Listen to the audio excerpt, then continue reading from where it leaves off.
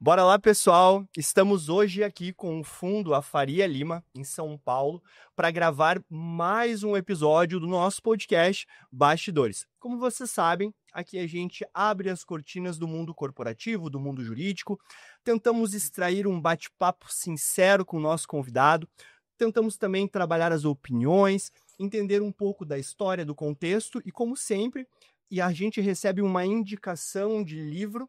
Hoje, quem a gente entrevista é a Mariana Leite, nossa parceira lá da BT Créditos. Vou ler o currículo dela, muito extenso.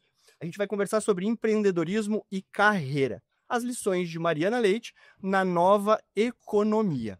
Estou eu, Isaac Bertolini, como host. Rafael Bernardes também como host, meu sócio. E a Mari, o currículo dela é o seguinte: Mariana Leite é diretora comercial e de marketing da BT Créditos, com mais de 15 anos de experiência em gestão estratégica, vendas e liderança de equipe. Atuou em empresas de destaque, como o Localweb, iFood, onde participou da estruturação de times de alta performance e da expansão de operações de grande escala. Formada em instituições de renome e com passagem por programas executivos na Harvard Business School e da Ohio University, construiu sua carreira unindo visão de negócios, inovação e desenvolvimento de pessoas. A BT Crédito lidera iniciativas que conectam propósito, resultado e crescimento coletivo. Mari, muito obrigado por tu dedicar o teu tempo e estar aqui conversando conosco hoje. Seja bem-vinda. Obrigada, gente. Obrigada pelo convite. Estou muito feliz de estar aqui hoje. A gente que está muito feliz, Mari. Seja bem-vinda. Eu já estou com o meu papel e minha caneta aqui para anotar, porque toda vez que a Mari fala alguma coisa, eu sempre com papel e caneta anotando todas as dicas possíveis. Então, hoje eu acho que certamente vai ser muito enriquecedor aí a nossa conversa. Sem dúvida. O livro que a Mari escolheu, foi Nova Economia. Entenda por que o perfil empreendedor está engolindo o empresário tradicional brasileiro, de Diego Barreto. Mari, se tu pudesse, para a gente começar e contextualizar, contar um pouquinho da tua trajetória, da tua história, como que tu chegou até aqui hoje. Legal. Eu vou dividir, até porque eu acho que a minha trajetória, ela se conecta muito com a escolha do livro, né? Então, eu comecei a minha carreira cedo, né? Mas dedicada à área de planejamento comercial. Chegou um momento que eu precisava, em algum momento, eu sabia que eu precisava passar pela área de vendas para saber, eu sempre fui pré-vendas ou pós-vendas, eu precisava entender o que a ponta passava ali para eu conseguir me formar como uma analista de planejamento melhor. O que eu não sabia é que eu ia encontrar minha vocação vendendo, né? Então, uma vez que eu entrei, de fato, na área de vendas, eu não quis sair mais. Eu entrei numa empresa que já era uma empresa de tecnologia, então toda a minha construção de carreira, ela foi numa empresa de tecnologia, e eu me construí como vendedora ali naquela empresa. Era uma empresa que fazia outsourcing de software para algumas companhias aéreas e tudo mais. Até que, chegou um momento que aí eu vi que eu fiz uma outra descoberta profissional minha, que tem um pouco a ver com o que você leu do meu currículo. Assim, eu preciso muito trabalhar com propósito. Muito. E aí eu comecei a ver que lá onde eu estava, apesar de eu ganhar dinheiro, eu não era uma profissional que eu entendia que aquilo que eu estava fazendo tinha algum propósito. E aí o meu cunhado, ele trabalhava na Localweb, ele chegava todo domingo em casa na hora do almoço falando: poxa, porque a Localweb é uma empresa incrível, porque é uma empresa muito legal, porque tem um propósito muito legal, não sei o que. Eu falei, quero trabalhar aí nessa empresa, né? E nesse momento, a Localweb, ela estava num momento de criação de uma outra área, que era uma área de vendas internas, que até então, todas as vendas, ou elas eram corporativas, B2B, feitas por executivos de campo e tal, ou elas eram feitas diretamente pelo site. Então, eles tinham acabado de fazer criar uma equipe de vendas ali. Eles tinham pegado meia dúzia de gato pingado de várias áreas para colocar ali, porque a Localweb, ela tem, 50 produtos diferentes, né? Produtos de tecnologia. E, eu lembro que meu chefe falou que quando ele me contratou, ele falou, cara, vou contratar essa menina aí para ver se dá certo, né? Porque, com 50 produtos diferentes, qual é a chance da pessoa conseguir aprender? E eu comecei atendendo no chat comercial da Local Web, vendendo hospedagem de site, loja virtual e tal. E eu falo que eu fui o case que deu certo, né? Porque eu entrei, uma vez que eu entrei, eu consegui absorver ali o que eu precisava para conseguir fazer o negócio acontecer. E depois disso, a nossa equipe ela começou a crescer muito. Naquela época, sei lá, foi 2011, a gente saiu de meses para 15 pessoas, 20 pessoas, até que chegou um momento, quando eu tinha, sei lá, 4 meses de empresa, a gente já era em 60 pessoas no time. Então, ali naquele momento, eu tive a minha oportunidade, a primeira vez, de assumir a liderança de um time. Não era o meu sonho, né, ser líder naquele momento, mas eu me vi com características muito importantes de liderança. Quando eu recebi essa oportunidade, eu falei, bora. Né? 11 meses depois que eu tinha feito essa movimentação, eu fui promovida algumas vezes, até que fui promovida a coordenadora, e ali eu tive minha primeira experiência como gestora comercial. Eu fiquei nessa equipe depois mais um tempão, com um monte de gente, aí, poxa, a gente passou por momentos muito diferentes, né? Passou pelo momento de contratar muita gente, mas também passou pelo momento de como é que a gente ganha a produtividade dessa galera. Que aí veio a grande parte dos aprendizados de estruturação. Porque é fácil você contratar um monte de gente, é óbvio que você vai vender mais. Mas aí como é que você faz para vender melhor? Então, foi quando a gente começou a implementar uma porção de KPIs, governança, monitoria. E, no fim, a gente precisou fazer alguns layoffs nesse time, só que o time ele continuou vendendo muito, porque a gente conseguiu ganhar produtividade, né? Eu fiz algumas movimentações dentro da Local Web, eu fui para a área corporativa, tive um time em Poá, inclusive, eu ia e voltava de Poá durante um tempo. Depois, eu voltei para a equipe de vendas internas para estruturar uma operação de outbound, né? E eu falo que essa foi a minha primeira experiência com startup, porque eu tinha uma equipezinha dentro dessa equipe grandona que fazia várias iniciativazinhas diferentes. Eu tinha, sei lá, 2 pessoas fazendo abandono de carrinho, eu tinha 2 pessoas atendendo canal de venda, eu tinha 2 pessoas... E o objetivo nisso era, cara, como é que eu faço esses pequenos negocinhos escalarem, sabe? Falou, só para, desculpa interromper, mas abandono de carrinho, para quem está nos ouvindo aqui, o que exatamente significa isso? Isso é uma coisa muito interessante. Quando você vai comprar, quando eu vou exemplificar aqui a esposa, né? A esposa sempre gosta de uma blusinha, né? Quando a esposa vai lá na blusinha e ela deixa a blusinha dentro do carrinho e não paga. Sim.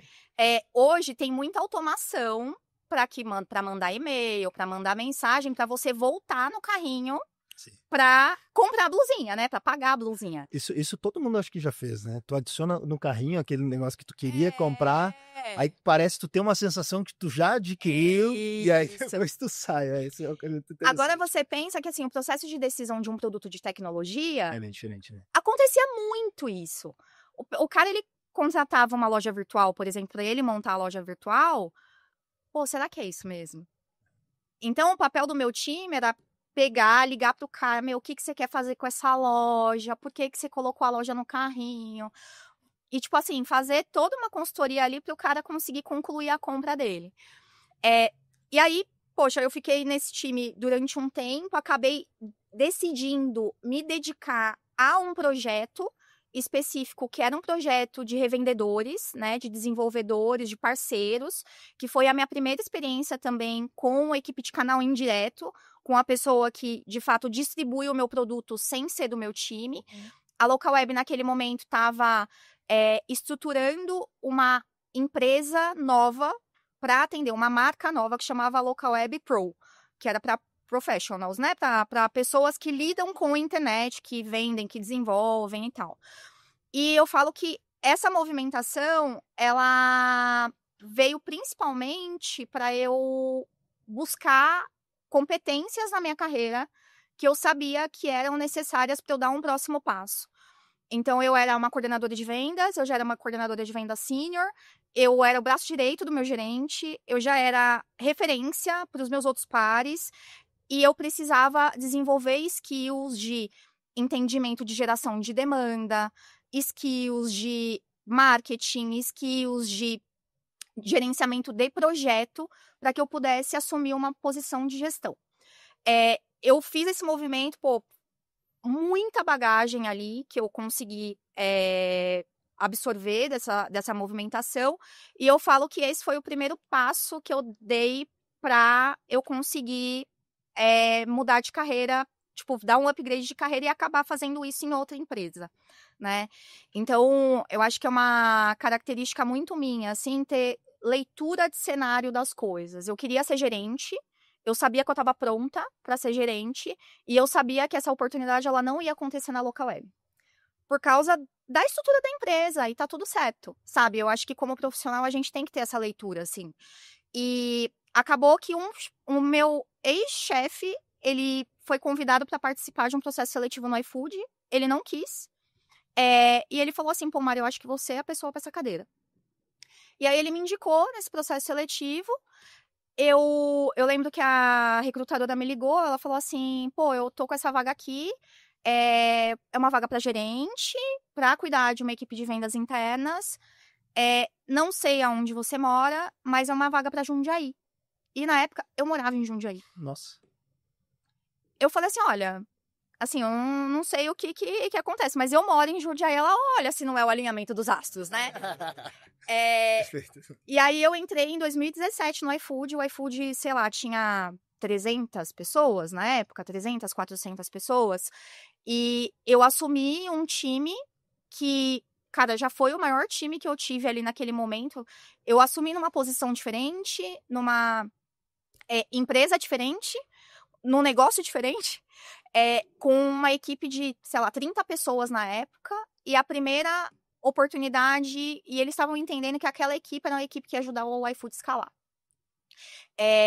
Eu cheguei e me deparei com uma empresa da nova economia, né?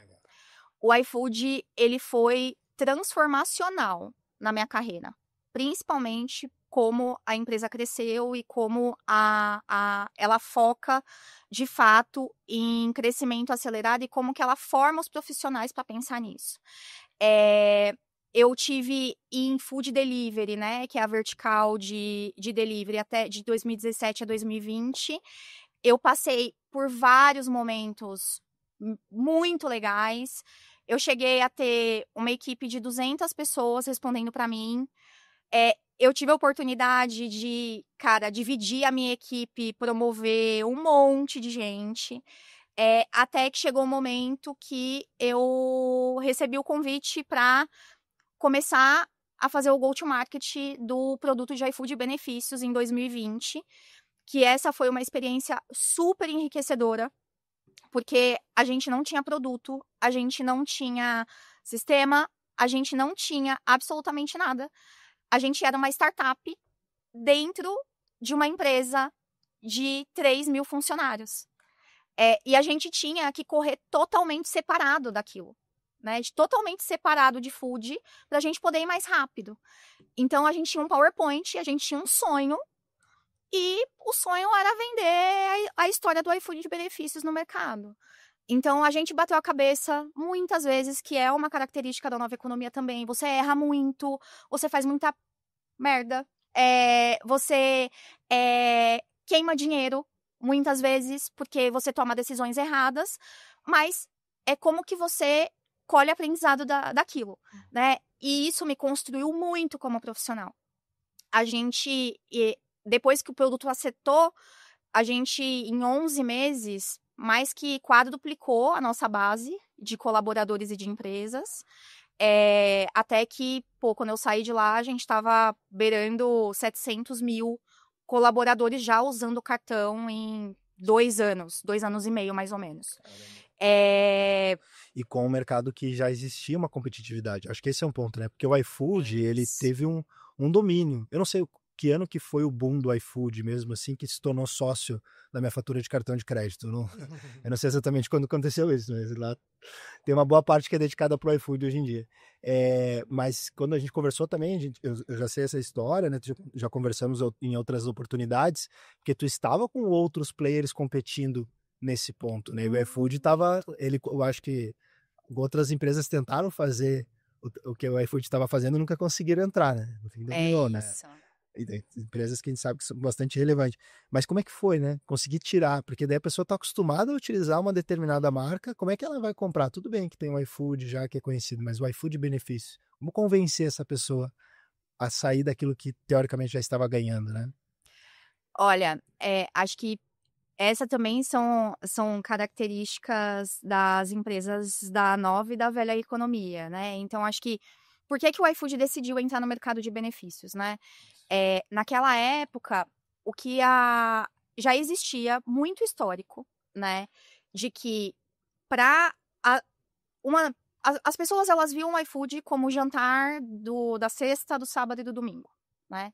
Para aumentar a frequência, você precisa aumentar as ocasiões de consumo. E no mundo onde era o presencial, que reinava antes de 2020, por que não existia, basicamente, a recorrência do almoço no iFood? Porque a gente tem, sei lá, mais de 10 milhões, vocês têm mais dados de trabalhadores seletistas do que eu, assim. Mas tem muita gente com carteira registrada e todo mundo recebe vale-refeição. Perfeito. Né? No mercado, o TMA é infinito, porque todo mundo tem que receber, as convenções coletivas todas prevêem. Exato. E assim, e você tá com o cartão, né? O que você faz? Você vai no restaurante e passa o seu cartão. E as empresas que disponibilizavam o cartão de benefícios até poucos anos atrás são empresas majoritariamente da velha economia. Verdade. Que são empresas super tradicionais, onde o foco não é no cliente, o foco era na rentabilidade do negócio, aonde o cara ele recebe o cartãozinho dele para comer, ele dava um rebate, né, para a empresa contratar o cartão dele, a empresa credenciava o restaurante, né, a operadora do Vale, credenciava o restaurante, esmagava o restaurante na comissão, que as taxas de comissão do Vale Refeição, Muito alta. Elas são muito mais altas do que do cartão de crédito normal. É muito mais alta, assim, acho que 3 a 4 vezes mais altas do que no tradicional, né? Se colocasse antecipação e tal, na época a gente fez uma conta que dava, tipo, quase 9%. Nossa. O estabelecimento, por hora, o que ele faz? Ele aumenta o valor da refeição. E quem que acaba esmagado? O empregado. O empregado. O colaborador. Olha, eu vou dizer uma coisa que não é pra dizer qual é a minha idade, mas eu me lembro dos vales em papel. Sim. Recebia em papel, aí tu descontava. E aí o seguinte, qual que era a solução que às vezes o cara enfrentava para conseguir recurso, né? Eu ia até um determinado local e eu vendia, né? O bloquinho de vales com um deságio. Vale transporte também, mas aí vendia com um deságio para levar a marmitinha e comer. Então, assim, acho que era... Não, o vale transporte era tão engraçado quando a gente ia no fórum e a supervisora que ia nos agradar, não, pega 2 fichas, porque daí tu vende uma. Era ou trocava, eu era estagiário e o Pedro, né? Então a gente ia pro fórum, às vezes, então a gente, vamos caminhando, porque na volta a gente consegue comprar um sanduíche com 4 vale transporte. Assim, é loucura, né? Como o mundo mudou, né? Mas por que isso acontecia? Porque, tipo, aonde as pessoas conseguiam usar, né, a rede de atendimento dos cartões, ela era muito pequena. Então, acabava que para eu conseguir usar o meu cartão, eu precisava ir no supermercado mais caro. Então, aqui em São Paulo, passava onde o cartão tradicional? No Pão de Açúcar. Perfeito. Né? Lá no Sul, vai ter. No Porto Alegre, lá o Zafari, né?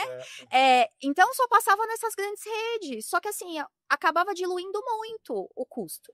Então, quando o iFood decidiu entrar no mercado, o objetivo era olhar para 2 pontas. Acho que a primeira é o estabelecimento comercial, né? Que é o principal asset ali do iFood, que era super esmagado. E a segunda era o colaborador, porque ele acabava muitas vezes sem conseguir usar, de fato, o vale-refeição dele, porque ele estava, cara, limitado a uma rede de estabelecimentos muito pequena. E a ideia do arranjo que o iFood fez, né? Que aí, mais uma vez, vocês que são advogados sabem mais que eu, Paty. Meu primeiro contato com o direito foi o Paty, que eu tive que entender essa norma de ponta cabeça. Então, no final do dia, quando a gente entrou no mercado, a gente entrou com uma proposta de valor muito legal. Sim, propósito, eu diria. Com propósito. Que era dar liberdade para as pessoas. Para elas poderem usar o cartãozinho delas em qualquer supermercado. Massa. No mais barato, no mais caro, aonde ela quisesse. É uma puta sacada, né? Então, que é O cara já tinha pego o jantar das pessoas do final de semana e ele vai pegar agora o almoço da galera. Então, loucura, né? isso foi E aí é uma visão também da nova economia. Não é o produto pela rentabilidade, é o produto pelo cliente. Claro. Sabe? Ô Mari, deixa eu te perguntar, trazendo um pouco pro título do livro, né? Por que, de fato, o empreendedor, ele tá ocupando o espaço, né, desse empresariado mais tradicional? Por que tu acha que... Por que tu trouxe isso? E quais são esses pontos também, nova economia, velha economia, no que se distingue para as pessoas poderem saber melhor um pouquinho? Legal. Esse livro, ele fala muito sobre a globalização, principalmente, né? Então, vamos pensar que depois que a globalização, ela de fato começou, a gente começou a ter mais comunicação, as informações, elas passaram a acontecer de forma mais rápida. O mundo começou, de fato, a mudar a forma com que se transaciona. O consumidor, ele ficou muito mais... passou a ter muito mais voz, né, no negócio. Exige que as empresas, elas tenham um mindset diferente para elas conseguirem crescer. Então, a velocidade hoje que as coisas elas acontecem não tem espaço para você ser lento, para você querer centralizar a informação, para você querer resolver tudo sozinho, né? Então, acho que para mim a grande diferença, né, o porquê que o empreendedor, ele tá engolindo o empresário. Porque o empreendedor, ele tem a cabeça muito mais voltada para a velocidade, para atender o cliente e para conseguir entregar o melhor serviço naquilo que ele está fazendo. O empresário, se ele está fechado, né, naquilo que ele viveu há anos atrás, provavelmente ele está perdendo mercado nesse momento. O mercado da velha economia, ele é um mercado de pouca concorrência, é um mercado onde eu tenho muito monopólio das coisas. E é uma visão que ela não privilegia para que a gente trabalha, né? E que a gente não trabalha para a gente trabalha para fazer a diferença na vida do cliente. Diferente já das empresas mais novas, que têm um produto voltado para o cliente, onde a concorrência ela é bem vista, porque quando tem bastante concorrência no mercado, ganha quem tem o melhor produto. E aí não é só preço, sabe? Muito interessante o livro ali, e uma coisa que eu achei bem legal, que ele fala, que me parece que é uma característica da nova economia, justamente é esse espaço de compartilhamento de conhecimento, de informações na própria internet. Então me parece que quando tu olha a velha economia, o segredo do negócio ele estava trancado no cofre a 7 chaves. Na velha economia. Na nova economia, tu vê as pessoas conversando sobre o seu negócio, sobre a sua empresa, querendo trazer propósito no seu negócio, com novas pessoas entrando no próprio mercado. Então é como se, que nem tu falou, é como se eu mesmo criasse a minha concorrência. E aí o livro faz um paralelo muito interessante, assim, porque também eu acho que quando tu aprende com o outro de uma certa forma, quando tem um concorrente eu vou aprender com ele. Se eu tô no monopólio, eu não sei o que tá acontecendo. E aí ele pega o exemplo da Kodak, que é uma clássica, né? O exemplo da Kodak de revelar foto é clássico, acho que foi também da Nokia também, que imagina, dominava o mercado de celulares. E a BlackBerry.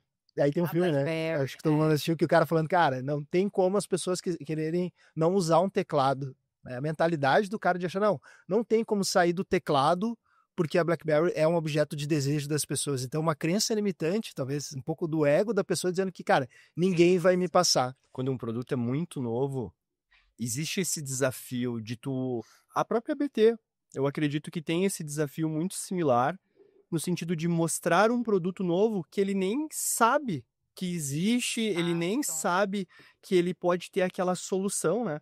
Então, por exemplo, quando hoje eu vou vender um celular, eu tenho o meu concorrente e eu mostro, olha, é melhor o meu celular A é melhor do que o B por causa disso, disso, disso. Na BT não é esse caso, né? A BT eu tenho que mostrar o produto e o valor do produto, por exemplo, que ele nem conhece ainda, né? A categoria não existe, A categoria não existe. E esse movimento que o mercado faz, eu acho interessante. Eu acho que o capitalismo tende ao monopólio. Isso é verdade, né? Capitalismo puro tende ao monopólio. Assim. Não, porque o que acontece com as empresas, tu entra hoje, por exemplo, no mercado americano, tu pensa em cafeteria, né? Tem a Dunkin' Donuts, Starbucks, tem eu acho que é 7-Eleven, eu sei que são 4 cafeterias que dominam todo o mercado. Tu cresce um pouquinho, uma delas vai lá e te compra. É assim que funciona. Exato. Por quê? Porque realmente o capitalismo ele tende ao monopólio. Mas, claro, também tem um outro ponto que as novas fortunas elas vão se renovando, né? Aqueles grandes conglomerados, eles na próxima geração ele já não tem o mesmo poder, passa para o filho, passa para o neto e se perde. Novas pessoas constroem fortunas e trazem novas visões de mundo, né? Novos produtos, novas frentes de trabalho também.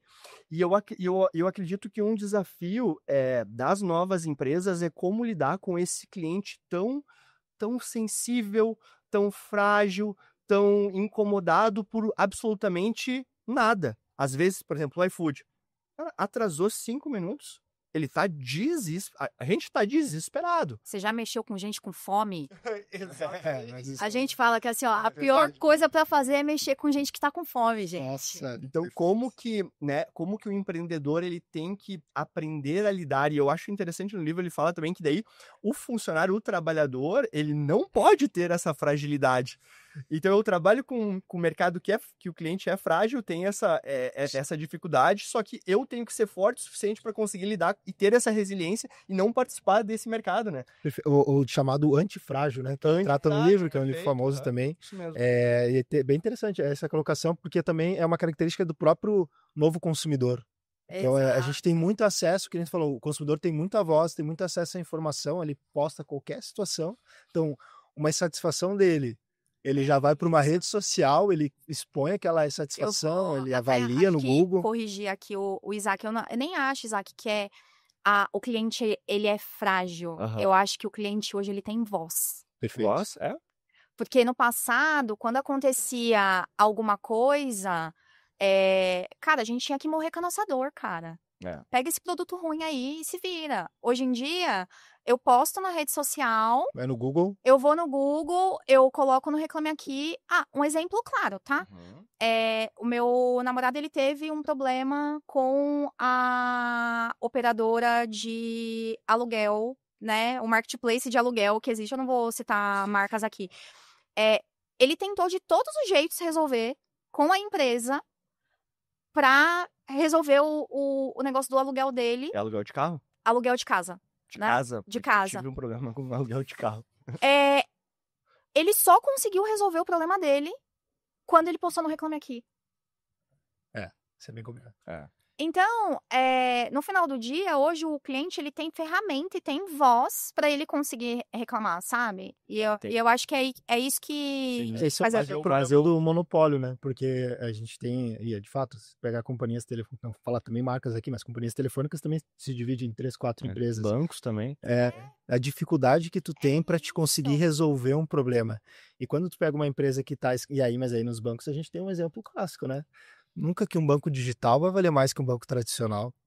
Como que um banco digital, os bancos digitais cresceram tão rápido, num modelo totalmente diferente, né? Não só bancos, e a gente vê um outro movimento no próprio mercado financeiro dos fundos. Exato. Né? Saiu do mercado de crédito tradicional e a gente está vivendo isso na própria BT, tu vive isso no teu dia a dia. É isso. Uma nova categoria de crédito que é descolada de uma necessidade de tu ser um banco tradicional.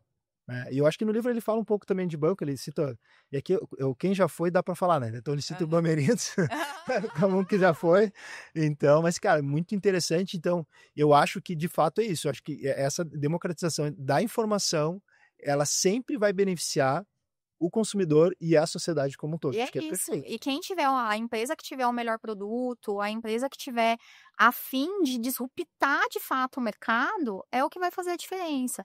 Então, Quando eu saí do iFood, eu tomei a decisão de vir para a ABT, a minha decisão ela foi pautada em algumas coisas. Acho que a primeira delas era o propósito, sabe? Eu lembro que eu conversei muito com o Cláudio, eu lembro que eu tive várias conversas com ele, e eu falei, Cláudio, me preocupa muito eu trabalhar numa empresa que oferece crédito com a educação financeira que a gente tem no país. E aí, a hora que ele me explicou de fato o que a gente faz, eu falei, fico mais confortável. Porque eu não tô do lado de cá, que é onde eu tô endividando as pessoas. Na verdade, eu tô ajudando as pessoas a muitas vezes saírem da dívida. Perfeito. Né?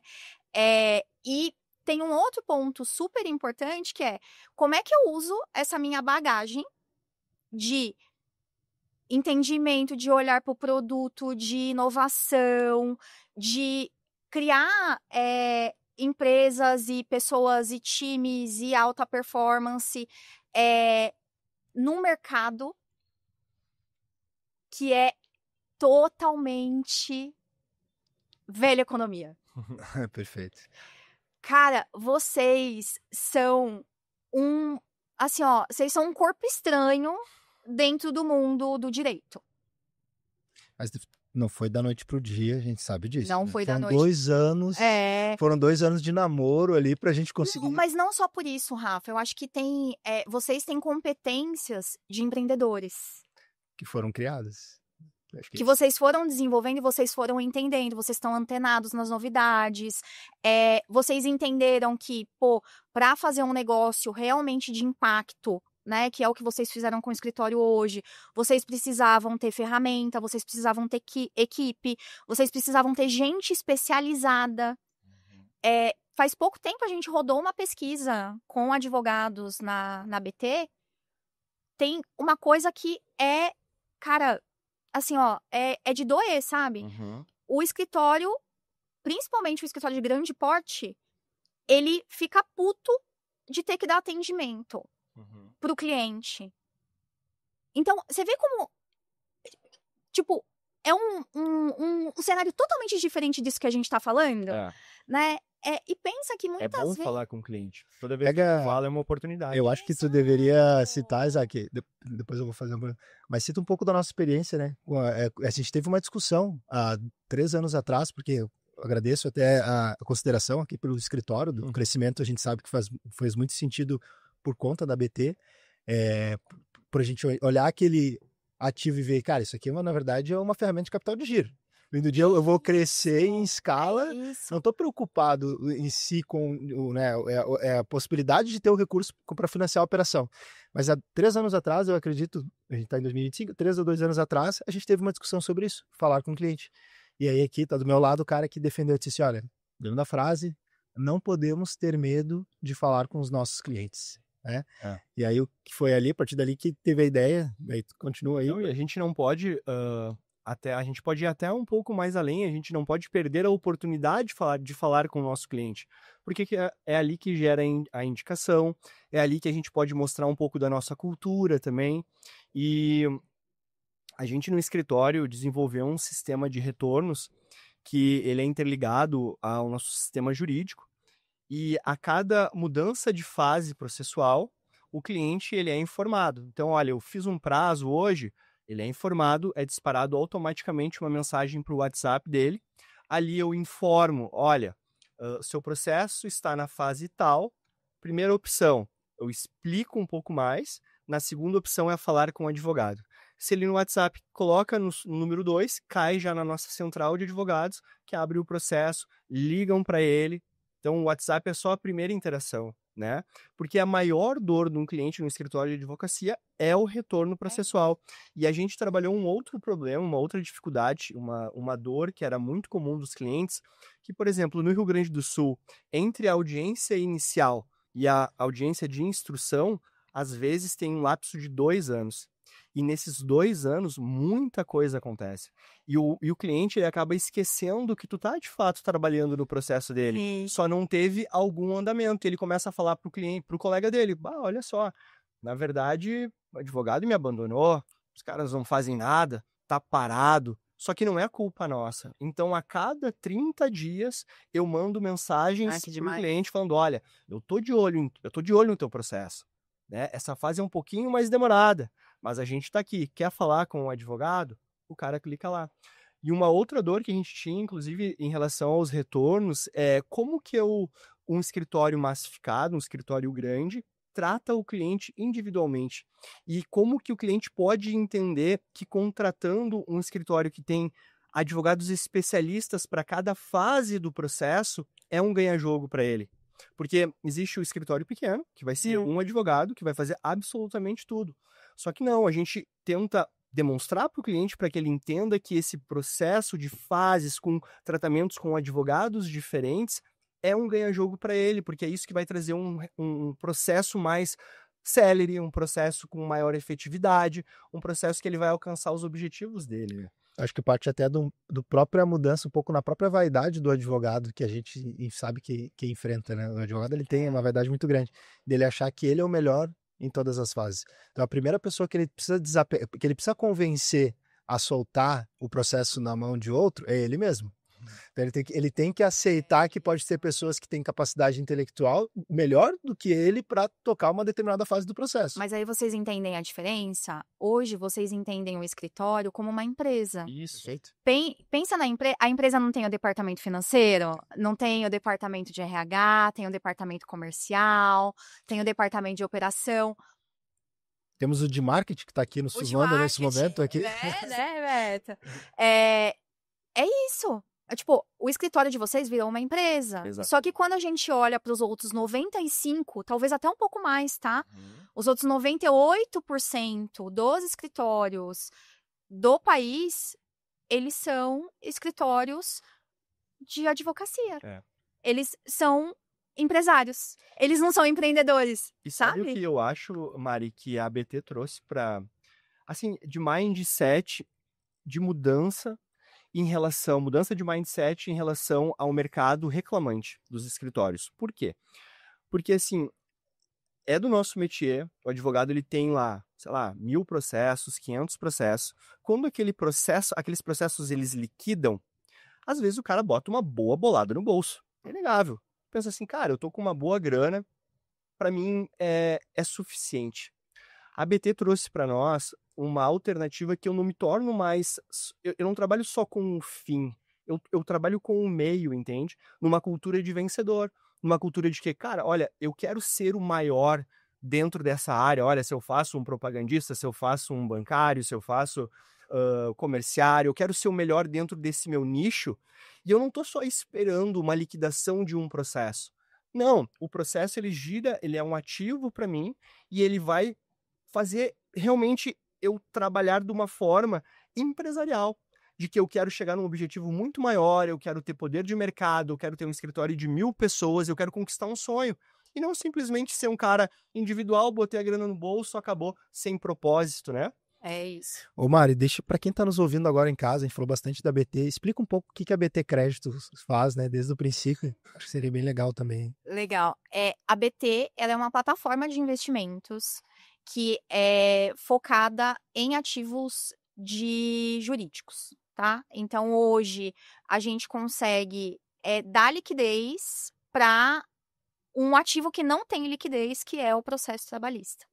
A gente consegue fazer isso na parte tanto do reclamante, quanto do advogado, quanto dos dois, se for o caso, né? A gente analisa, tem as nossas premissas do que a gente compra, do que a gente não compra, a gente faz a avaliação desse ativo e consegue fazer uma precificação e antecipação desse recebível para a pessoa. E aí, acho que fazendo a conexão, né, do que vocês trouxeram com a pesquisa que a gente rodou na BT, né, grande parte dos advogados, eles falam pra gente que eles têm uma dor, e a dor deles é o atendimento, principalmente, né? Depois tem uma outra dor, que é a dor das pessoas, né? Que eu acho que talvez a gente consiga falar sobre isso. Mas principalmente a dor de modernização, a dor de organização, a dor de atendimento, elas acabam não recebendo atenção em investimento, porque o fluxo de caixa é incerto. Perfeito. Não consegue fazer um orçamento, diríamos assim, né? Exato. Então, ele não investe em tecnologia, ele não investe em automação, ele não investe em organização, em governança estruturada, porque ele não tem grana, porque ele está esperando aquelas liquidações e a gente sabe que os prazos eles são extensos. O que vocês fizeram, né? Pensaram o contrário. Pô, eu vou conseguir antecipar esse negócio aqui para eu conseguir reinvestir, gerar tecnologia no negócio para eu poder crescer. E esse é um mindset importante. Pensa que quem ocupa o mercado mais rápido, né? Isso. É quem se torna líder. Perfeito. Então, o nosso propósito aqui, enquanto BT, é de fato acelerar quem tá afim de acelerar.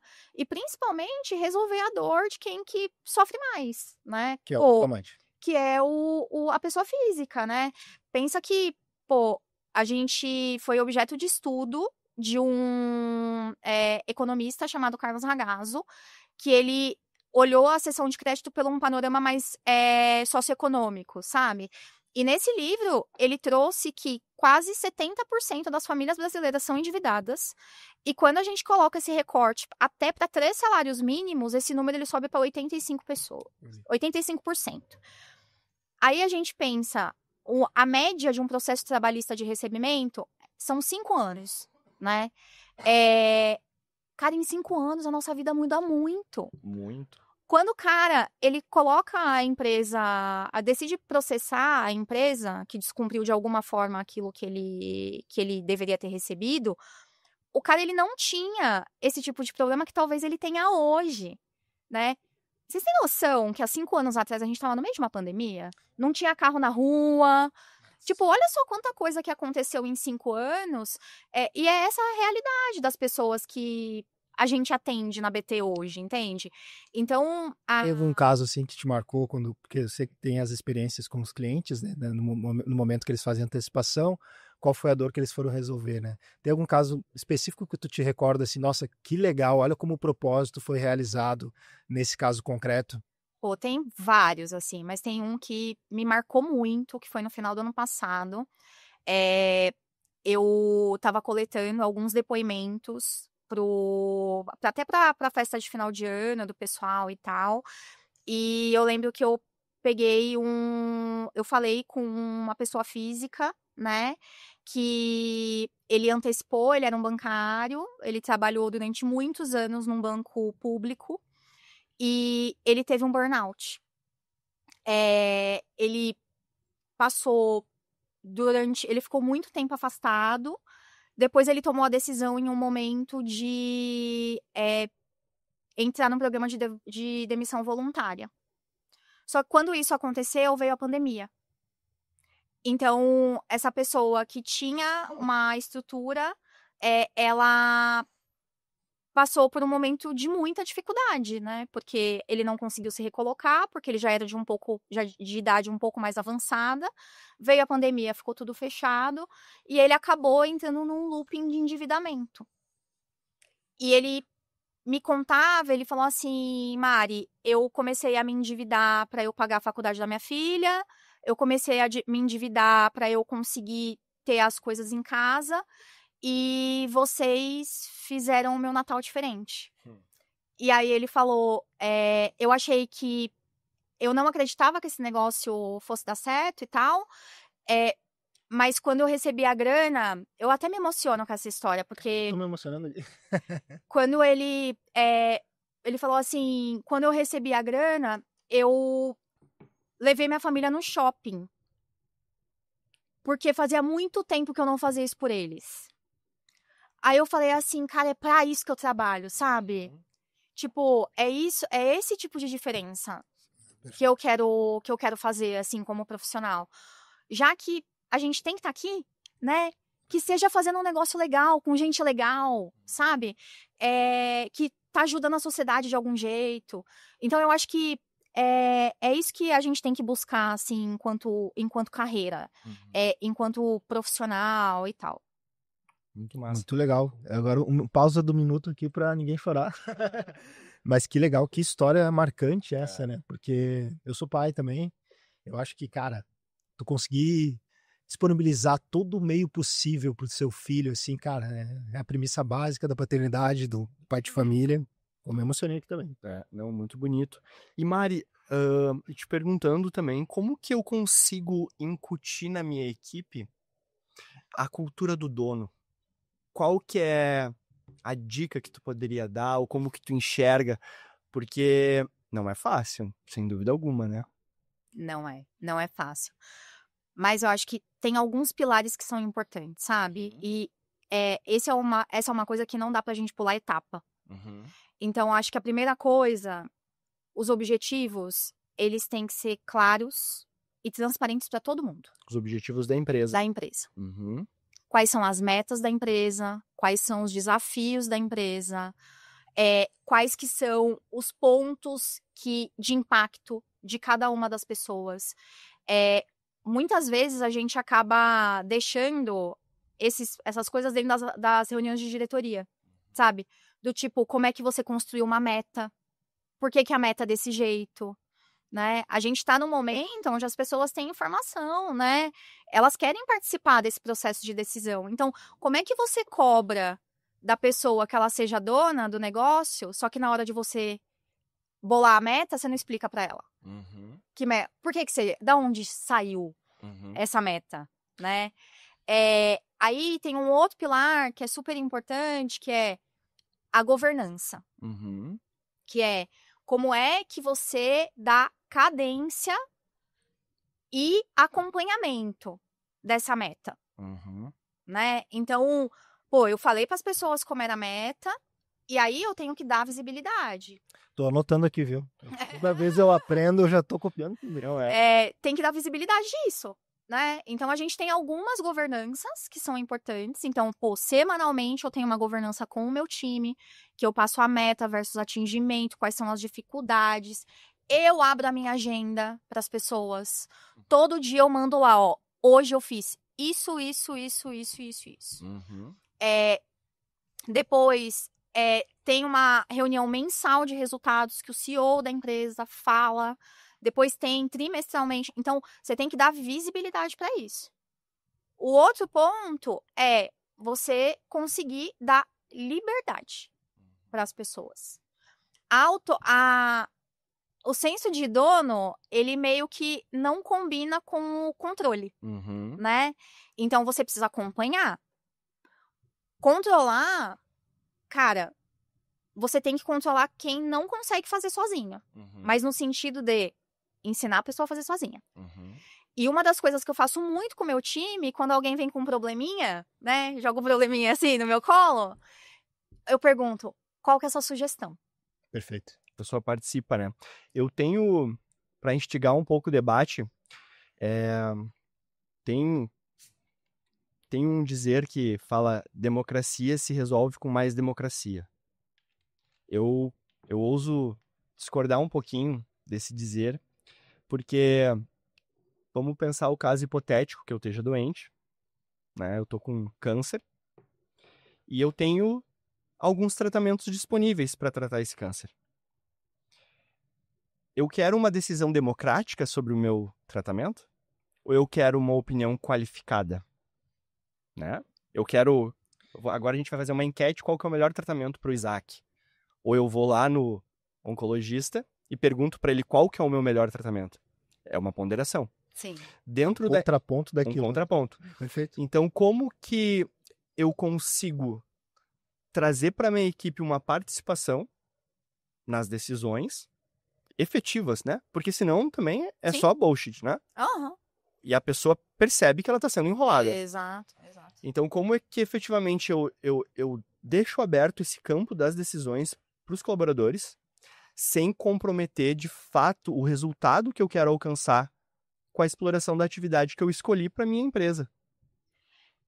Aí eu acho que tem atividades e atividades, né? Então, tem coisas que elas não vão ser definidas na democracia. E tá tudo bem. Então, por exemplo, as metas do ano, quem define é a sala de diretoria. Como é que a gente cascateia, como é que a gente decidiu, o que é que a gente vai fazer e tal. A pessoa, ela é comunicada sobre aquilo. Ela consegue interferir, ou o que você quer, cara, em como você vai executar aquele plano. Né? Porque é difícil você pedir que a pessoa, ela seja dona de um negócio, sendo que você só coloca na mão dela aquilo que ela tem que fazer. Você não deixa nem a pessoa pensar, sabe? Então, tem coisas e coisas. Tem coisas que, cara, a pessoa só vai ficar sabendo. Ela nem participa. E até nas empresas mais que tem uma cultura de autonomia maior, tem algumas decisões que elas são feitas em portas fechadas, pelos levels e tudo mais. Só que tem outras, principalmente quando você vai para execução, que, cara, o negócio tem que ser colaborativo, porque senão o cara não compra. Mas tem um ponto super importante, que é um pilar que eu acabei esquecendo da cultura do dono, que é a comunicação. Perfeito. E aí dentro tá a regra do jogo, né? Que é como você comunica isso. Isso. Beleza, você tomou a decisão, mas por que você tomou essa decisão? E eu acho que é esse o negócio. Cara, uma das coisas que eu aprendi, por exemplo, cara, quando eu mando alguém embora, eu nunca escondo por que eu mandei a pessoa embora. Fulano foi desligado por causa disso. Pro time. Fala isso pro time. E tu sabe que é uma grande oportunidade para tu receber uma opinião sincera sobre a tua empresa no momento do desligamento de funcionário. Se tu perguntar para ele, seja sincero, o que tu acha da empresa?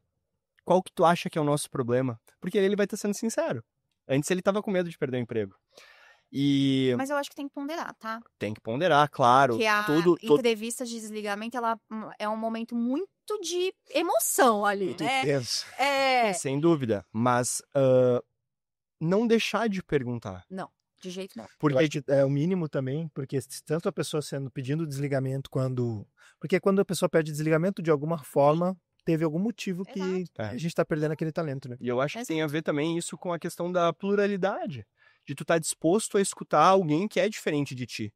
Porque mesmo que aquela pessoa ela não tenha se encaixado dentro do teu modelo de negócio, ela ainda tem algo para ofertar.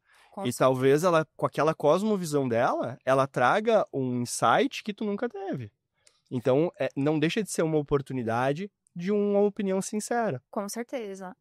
Mas aí vem um ponto importante, por que as pessoas elas não se sentem confortáveis de serem sinceras enquanto elas estão dentro da empresa.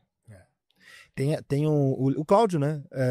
Indicou o livro para o podcast, né, do programa, na participação que ele teve no programa. E aí tem uma frase que é justamente isso, assim, que existe uma cultura, a gente falou disso também ontem, que não me traga o problema, né? É o medo do colaborador de trazer o problema já com a solução, dele não ter esse canal de comunicação com as lideranças de poder conversar. É isso. E assim, esse é um ponto super importante, porque quando a gente fala de cultura, quando a gente fala de time, quando a gente fala de senso de dono, as pessoas elas têm que se sentir confortáveis de te falar real, sabe? Então, uma das coisas que eu, por exemplo, incentivo muito no meu time é me dar um feedback. Perfeito. Sem dúvida. E as regras do jogo, elas estando claras para o time e se tendo na empresa uma possibilidade de evolução, um plano de cargos claro também para o funcionário, ele consegue entender que na medida que ele cresce, ele se desenvolve, ele vai tendo acesso a mais poder de execução, mais poder de decisão, mais influência sobre as diretrizes da empresa. Então, a empresa demonstra para o funcionário que ela não está ignorando ele por total. Não, a gente coloca dentro da tua trajetória a possibilidade de tu explorar todas as tuas potencialidades. Só ela tem um passo a passo para ela chegar. Eu acho que é o plano de carreiras bem claro, né? Eu acho que a gente pega a experiência do BBMD, em que teve pessoas que entraram como estagiários e hoje são sócios. Então, assim, e é importante, o Antônio, eu estava falando com ele semana passada, nosso sócio, né? E ele falou, cara, a gente tive uma reunião essa semana com as lideranças. E eu deixei bem claro aonde a gente quer chegar. Porque as pessoas também precisam visualizar aonde que a gente quer chegar. Porque talvez o cara... E eu fiz uma entrevista até por coincidência, até, eu me lembrei de uma situação. Eu fiz uma entrevista com uma menina essa semana, uma vaga de advogada, e eu falei assim, ela está 7 meses na empresa. E ela é home office, ela teve que se mudar da cidade dela natal para uma outra cidade, conseguiu esse trabalho. E eu falei, tá, mas tem algum problema no trabalho em si? Tem alguma coisa que está te incomodando no trabalho e tal? E ela, não. A única coisa que eu fui perguntar para os donos do escritório de advocacia, qual é a minha possibilidade de crescimento aqui? E não ficou claro para mim. E eles me disseram que não visualizam uma grande possibilidade de crescimento.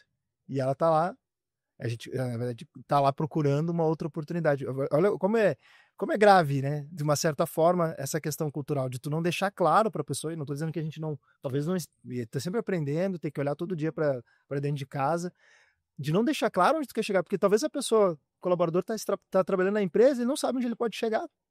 E aí isso não tem como tu formar uma cultura intraempreendedora se a pessoa não tem bem claro isso. E aí eu acho que até a questão, o plano de carreira é muito claro, não sei o quê. Gente, quando eu entrei no iFood, não existia, tá? Sim, tinha propósito bem claro. Entendi. Tipo, eu lembro que o primeiro desenho de plano de carreira do meu time fui eu quem fiz.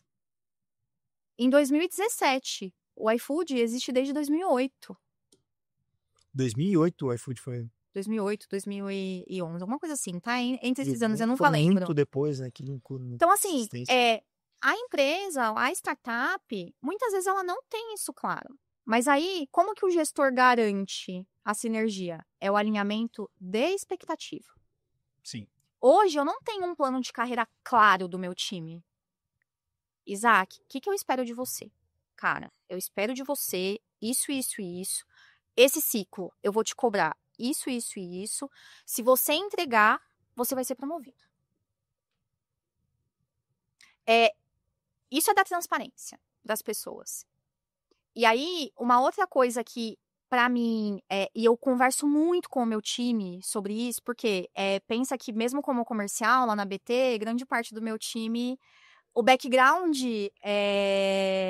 deles, antes da BT, são escritórios, né? E aí, eu comecei a lidar com coisas do tipo, mas eu já estou aqui há 2 anos, e um fulano que entrou tem 3 meses foi promovido e eu não. E aí foi quando eu tive essa conversa com o meu time. Falei assim, o tempo que você tá aqui, ele não diz absolutamente nada. Às vezes ele joga contra. Porque esse é um novo modelo empreendedor. Porque no passado o tempo era objeto e era necessário para... Exato. E agora é meritocracia de impacto. O quanto de impacto que você teve no negócio. Quem tem mais impacto, cresce mais rápido. Simples assim. Perfeito, Mari. Tem uma parte do livro também que ele fala sobre esse novo modelo da nova economia, que eu acho interessante numa empresa quando ela está escalando, que é pouca hierarquia e decisões rápidas e descentralizadas. E aí aqui a gente vai fazer um paralelo, eu acho que vou fazer um paralelo do iFood. Então ele tinha um produto que já estava estabelecido. Então ele tinha ali certamente grandes premissas que não deveriam ser ultrapassadas. No momento que ele opta, vamos num novo produto, vamos olhar para um outro mercado. Ele descola, me parece isso, ele descola da estrutura rígida, aquilo ali, e diz assim, cara, vamos ver como é que a gente vai fazer. E aí se eu confio na pessoa, eu vou dar autonomia para ela para decidir sobre determinada situação. Eu acho que esse é um ganha-jogo que faz diferença dentro das operações. Então, não necessariamente eu acho que uma empresa grande, tudo aquilo é descentralizado. Não, ela deve ter um núcleo duro, que é aquilo que ela faz dentro da sua estrutura, mas vamos dar um exemplo. No BBMD nós temos vários projetos de tecnologia. E a gente veio a necessidade de trazer um diretor de tecnologia, um líder de tecnologia, para conseguir organizar esses projetos dentro das empresas do grupo. A autonomia dele. E aí não adianta também eu ter um orçamento muito rígido. Vou dizer, não, cara, tu pode só gastar esse cara, não, porque eu não sei onde as coisas vão acontecer. Então eu tenho que confiar, me arriscar. E aí tu falou logo no início... Capacidade de adaptabilidade. E de também ter a noção que vai queimar dinheiro. cara, vai. Não Vai adianta, errar, vai errar vai dar ruim. e tá tudo bem, confiança e vamos olhar de novo. Vamos sentar, bola no centro, onde é que a gente errou, vamos de novo e tudo mais. Mas acho que esse modelo é bem interessante, quando tu descentraliza, tu consegue ter velocidade. É isso. Uma das coisas que o iFood tem de conceito é o que eles chamam de jet ski. Então, Passa aí também. pensa que, assim, o core do negócio é um grande transatlântico, né? Como é que você manobra o transatlântico rápido? Não dá, cara. Não tem como. Não dá. Então, quando a gente fala de inovação, de projetos, de apostas e tal, cara, joga os jet skis no mar e solta. Porque se der errado, tem como mudar de rota rápido. Se escalar, põe mais gente no negócio. Tem uma história maravilhosa sobre isso. Há uns anos atrás, quando o iFood decidiu entrar em mercado, estava vindo uma concorrência muito forte e o time de mercados precisava, cara, conseguir escalar o negócio de mercado muito mais rápido e fazer as dark stores, né? Que eram as lojas que tinham o gerenciamento ali do iFood para conseguir fazer a entrega rápida, né? Aquela entrega turbo. Eu até imagino qual é a empresa que entrou para concorrer aqui. Tô fazendo só uma reflexão para me lembrar de uma certa época que eu baixei um outro aplicativo. É isso. E eu tô animadíssima com a chegada de outros aplicativos aqui. Eu tô adorando. Tô aqui com a minha pipoca vendo É o tal da história que o chefe fala, né? Do peixe quando tu pesca um peixe, tu coloca ele no balde de água. E aí muitas vezes tu acha que o peixe tá tão parado ali, parece que ele já foi, né? Tu coloca outro, já viu que ele começa a andar de novo? É mais ou menos isso. Né? E aí, o time que tava tocando a operação das Dark Stores tinha liberdade para tomar qualquer decisão para conseguir fazer o modelo de turbo funcionar mais rápido. Cara, o gerente, ele foi em um mercadinho, tipo aquele ali na frente. Ele perguntou pro dono: quanto que custa um check-out? Aí o cara, como assim? Ele falou: eu quero alugar seu check-out. Quanto custa? Aí ele, sei lá, 5 mil reais. Ele, tá bom, vou alugar seu check-out por 2 meses.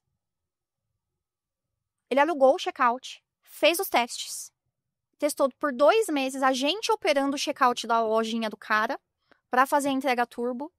E depois isso escalou pra, tipo, sei lá, umas 20, 30 dark stores em pouquíssimo tempo. Como é que um negócio desse é testado sem você ter liberdade? Agora imagina se é numa empresa que tem que pedir o ok, o amém, aí pede um contrato que puxa a capivara todinha do dono do mercadinho, sabe?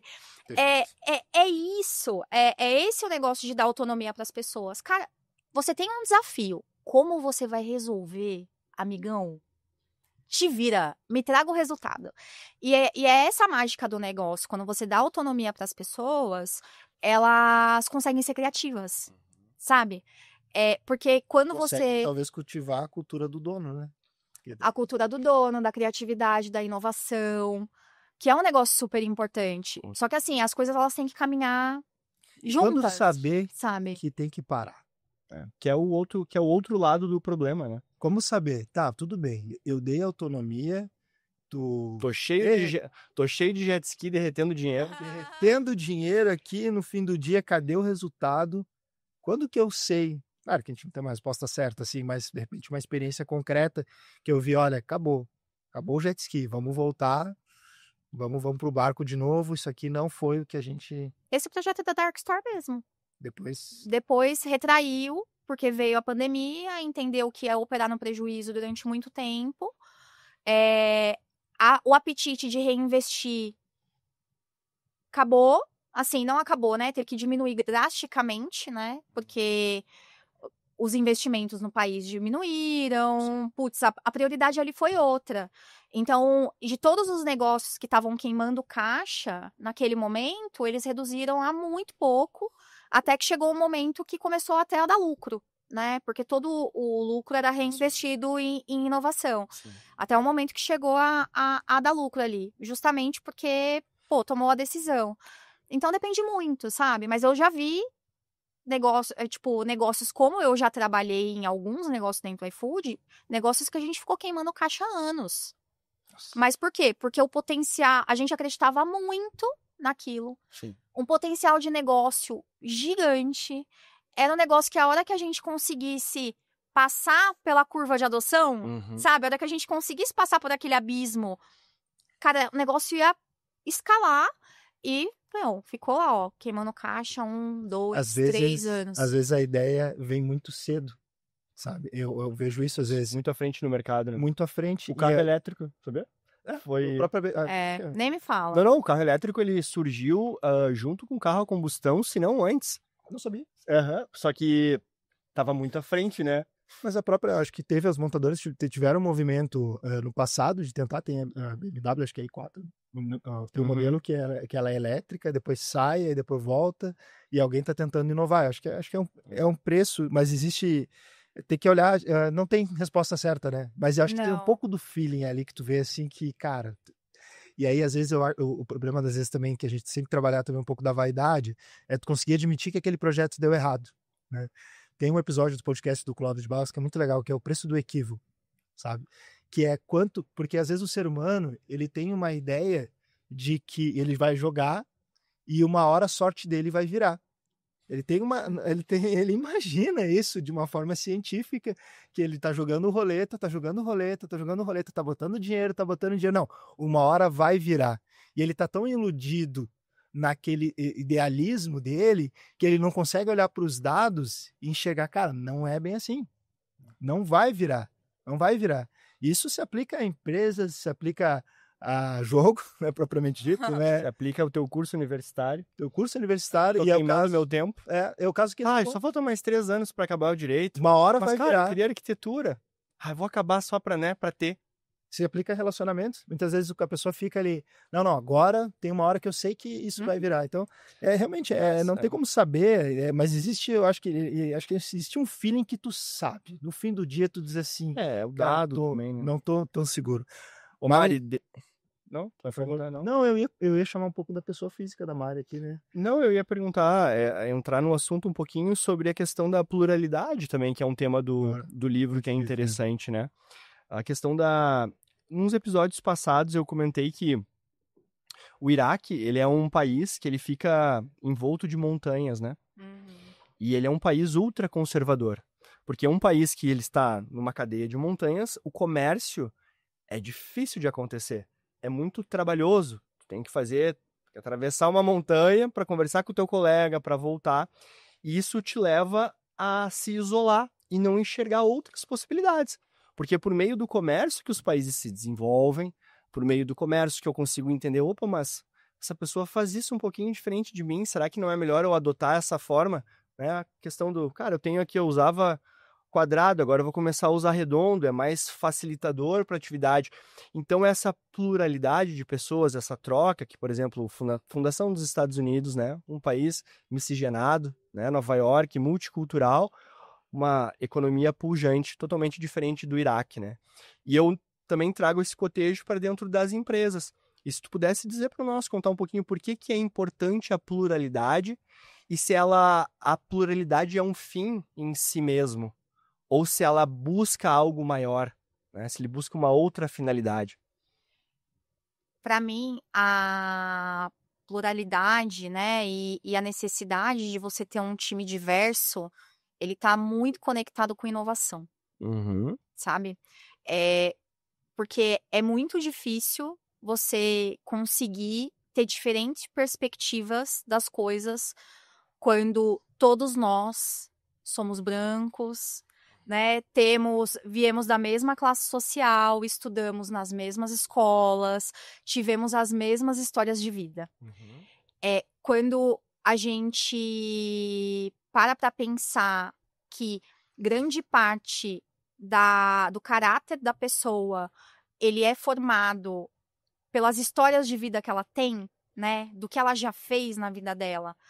Eu viver e trabalhar com pessoas que tiveram histórias muito diferentes, a gente ganha uma riqueza de saídas que a gente não tem. Então, eu vou dar um exemplo sendo uma diversidade, né? Porque eu sou mulher, eu sou líder e eu sou diretora comercial. E se você olhar o modelo de negócio que a gente atua hoje, normalmente, quem é a pessoa que está na minha cadeira? São os homens brancos, héteros, cis. O que eu trago aqui para essa cadeira que eu tô? Uma visão mais humana, mais empática, mais detalhista, de menos ego, de conseguir olhar muito mais as partes, de conseguir conectar as coisas. Porque a mulher, ela tem Inegavelmente, a mulher tem menos problema com ego, né? É uma coisa impressionante. Muito. Inegavelmente. Tu olha de longe, tu consegue notar isso. Então, assim, gente, eu trabalhei em empresas de tecnologia e eu vendia tecnologia e eu tinha que colocar meus engenheiros de pré-vendas para conversar com os diretores de tecnologia das empresas.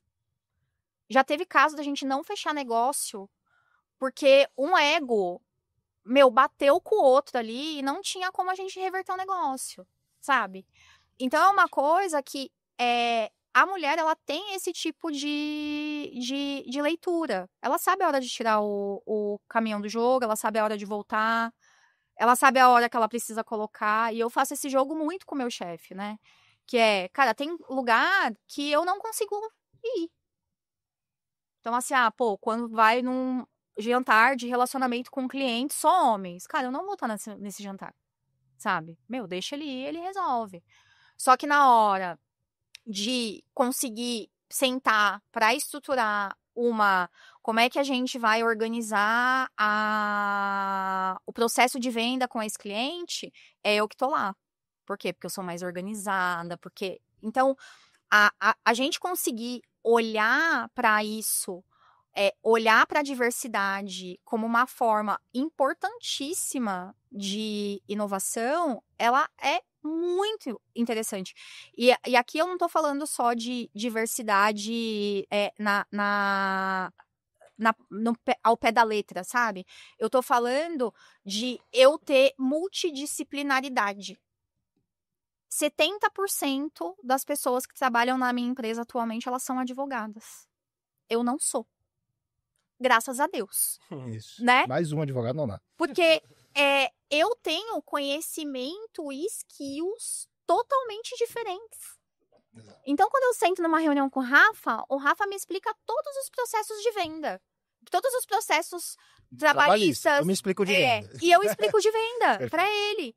Agora, sim, se fosse nós dois advogados ou nós dois vendedores, a gente ia dar com a cara na porta, sabe? Ou ia ficar concordando ou discordando o tempo inteiro sem nenhum dado. Exato, só no feeling. Então, isso é crucial para a empresa. Essa é a pluralidade de talento, né? Do Iraque tem um negócio muito louco. Eu tava me lembrando aqui o livro, né?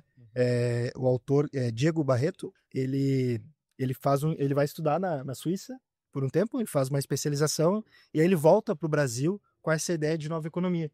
E a Suíça é uma coisa muito louca, porque a Suíça também está no meio de montanhas. E na Suíça nós temos 4 idiomas sendo falados, né? Francês, italiano, alemão e romanche, se eu não me engano é isso. E ela é dividida, quem já esteve lá, tu tem todas as culturas em lugares diferentes. Cara, e como é que pode a potência que é a Suíça com essa pluralidade de nacionalidades, propriamente dito, e tu vê como que isso contribui, e aí que é interessante, porque também está no meio de montanhas, mas de alguma certa... mas a Suíça não está tão encadeada quanto... Ah, não, claro, tá então, na Europa. mas aí a gente entra tá numa outra seara, que é a seara da desigualdade. Perfeito. Então, assim, por mais que existam as diferenças, que cada uma dos pedaços do país ele esteja separado geograficamente, não existe a desigualdade que existe no Iraque, provavelmente não existe a desigualdade social, principalmente, que existe no Brasil. É difícil saber, né, o que deu certo e o que deu errado, mas é impressionante quando tu vê aquilo que deu certo, a capacidade do homem de crescer. É que a Suíça, né, os Países Baixos também, eles se tornaram ricos nesse último século, né? Eles não eram países... Existe uma crítica própria... antes, né? Eles eram uma cultura muito A colonização, agricultar, ela foi diferente, agrícola. né? É. Então, além de serem países muito antigos, o que a gente passou aqui na América do Sul, principalmente, foi um processo de colonização muito diferente dos Estados Unidos, por exemplo. Mas eu vejo até o próprio Rio Grande do Sul, nós somos gaúchos, não sei se você sabia, e a gente tem uma dificuldade de integração cultural porque nós estamos no canto do país. Então a gente tem, às vezes, uma identidade muito mais com a Argentina, com o Uruguai. Então nós temos churrasqueiras que são uruguaias, né, que são barrigas, e a gente tem uma dificuldade cultural de pessoas circularem no Rio Grande do Sul, e é uma crítica, uma brincadeira que a gente sempre faz, assim, o gaúcho ele sempre acha que o Rio Grande do Sul é o centro do mundo, porque ele também tem dificuldade de conseguir sair. Imagina, que isso. Tu conhece. Mas é muito legal quando tu sai e que tu vê como o mundo é grande, né? E São Paulo falou isso também no outro episódio, que tu tem esse monte, essa pluralidade de pessoas, de opiniões, de lugares. Santa Catarina, por exemplo, um dos estados mais desenvolvidos, né? Já tá no meio, né? Ele é por conta desse trânsito, né? Ele é uma tripa entre dois estados grandes e ali a riqueza ela flui, acontece. Né? Mari, puxando aqui, que eu queria puxar num outro momento, um pouco para tua pessoa física agora, né? A Mari também tem alguns projetos, eu queria que tu falasse um pouco da tua pessoa física, quem tu é, e esses projetos que tu tem também em redes sociais, que é muito legal, que eu acompanho também. Ah, que legal. Bom, uma das coisas que eu acho que me direcionam na minha vida e na minha carreira é que eu quero, através do meu trabalho, fazer a diferença na vida das pessoas, né?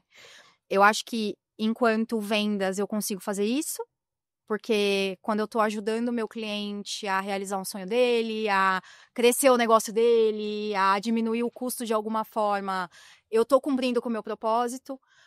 Enquanto líder, eu também tô fazendo isso, né? Então eu tenho histórias muito legais de pessoas que trabalharam comigo, que tiveram muita oportunidade, que até hoje me mandam mensagem falando, cara, você foi uma líder incrível, inspiradora, me ajudou muito. Eu comprei minha casa, eu comprei meu carro porque você me ajudou e tal. Então, isso me faz chegar perto do meu propósito e eu acho que trabalhar em empresas como a BT, como a gente falou aqui, elas também me aproximam do meu propósito. E eu comecei assim, eu falei, cara, o que mais que eu posso fazer? Né? O que mais que eu posso fazer para ajudar, né, a cumprir o meu propósito e ajudar mais gente? Depois de 15 anos, né, batendo cabeça aí no mundo corporativo, conhecendo muita coisa, tendo oportunidade de trabalhar com tanta gente incrível, tendo tanta oportunidade de aprender, eu fui estudar em Harvard porque eu ganhei esse curso por causa da minha performance, né? Eu fui reconhecida na minha performance, eu ganhei o curso, ganhei a oportunidade de estudar fora. Por que não dividir esse conhecimento que eu tenho com outras pessoas, né? Então, de forma estruturada mesmo, tem 5 meses que eu comecei a produzir conteúdo de carreira e lifestyle dentro da minha rede social. Vou aproveitar para fazer meu jabá aqui. Pois é, eu ia dizer como é que a gente te acha na rede social. Me sigam na rede social, no Instagram, @amarileite, com mais um E no final. No TikTok, @amarileite. E no LinkedIn /amarileite também. E ali eu tô dividindo dicas de vida, de carreira, de como ser mulher no mundo corporativo, né? Como é que é equilibrar todos os pratinhos. Tá dividindo a nova economia. Tô dividindo. Uma cultura de compartilhamento, né? Tô aí também. Tem um vídeo que eu gostei, tu postou esses dias, que quais foram os meus piores líderes? Eu acho que é alguma coisa do tipo assim, e aí que tu narra o que foi de pior que já passou por ti. E, cara, é muito legal, porque fez uma reflexão bem interessante, né? Porque também as pessoas a gente muda o tempo inteiro, né? Em determinado momento a gente pode ter enxergado de um viés diferente, mas me chamou a atenção, né? E aí tu narra lá, o líder que é centralizador. Eu me lembro alguns aspectos. E é muito legal compartilhar isso com as pessoas que estão começando as suas empresas, começando a sua carreira. Aí tu fala muito da mulher, a mulher, como que ela vai se comportar no ambiente corporativo que é dominado por homens. Cara, muito legal o conteúdo, acho muito bacana. Muito obrigado por compartilhar também esse outro lado. Eu que agradeço. Mário, o Beto, como de costume, vem cortar a nossa... Beto, deixa a gente na resenha aqui, meu. Mas a gente é muito grato a ti por reservar esse tempo para conversar. Acredito que a nossa conversa ela foi realmente muito válida. A gente conversou sobre novo empreendedorismo, sobre empresariado, modelo antigo, modelo novo. Conversamos um pouco sobre mulher no ambiente de trabalho. E eu acredito que a gente agregou muito valor para as pessoas que estão nos assistindo e também para nós, né? Para mim, para o Rafa. O meu bloco já tá cheio aqui, eu anotei aqui, ó, explicar a meta, mostrar os dados, esse alinhamento. Pegamos algumas dicas e, como de costume, a gente sempre conversa com o entrevistado no sentido de ele deixar uma mensagem resumida que ele queira passar para fechar o capítulo. O que tu gostaria de dizer para quem está nos assistindo? Que mensagem que tu gostaria de deixar? Bom, acho que a única certeza que a gente tem na nossa vida é que as coisas vão mudar. E vão mudar, e vão mudar de novo, né? Então, acho que você ser profissional nesse mundo onde a mudança ela é tão grande, você precisa ser flexível, você precisa ser versátil, você precisa ter sede de aprender, sede de ser resolvedor, né? Conseguir olhar para a inovação com bons olhos, conseguir olhar para o que está acontecendo no mundo e, mais importante que isso, fazer boas conexões dentro do trabalho, sabe? Não ficar só na camada da ideação, é você conseguir idear, mas colocar na execução, começar e terminar as coisas. E você ser responsável, sabe? Eu acho que o empreendedorismo, ele tem uma palavra, o empreendedorismo, eles são palavras bonitas, mas no final do dia, cara, assume seu BO, sabe? Vê o negócio que tá quicando lá e chuta pro gol, entende? Então, nada mais do que ser responsável. Então, para as pessoas se responsabilizarem mais pelas suas carreiras, pelo seu trabalho e pela sua vida também. Massa.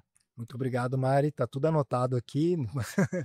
Obrigado pela presença, obrigado sempre pela contribuição. Muito legal. Obrigada eu, gente. Prazer estar aqui. Muito bom ter vocês como clientes e amigos. Contem sempre com a gente. Top. Então esse foi mais um episódio do nosso podcast Bastidores. Se você viu valor no conteúdo que foi produzido, por favor, nos sigam nas redes sociais e compartilhem. Um grande abraço e até o próximo episódio.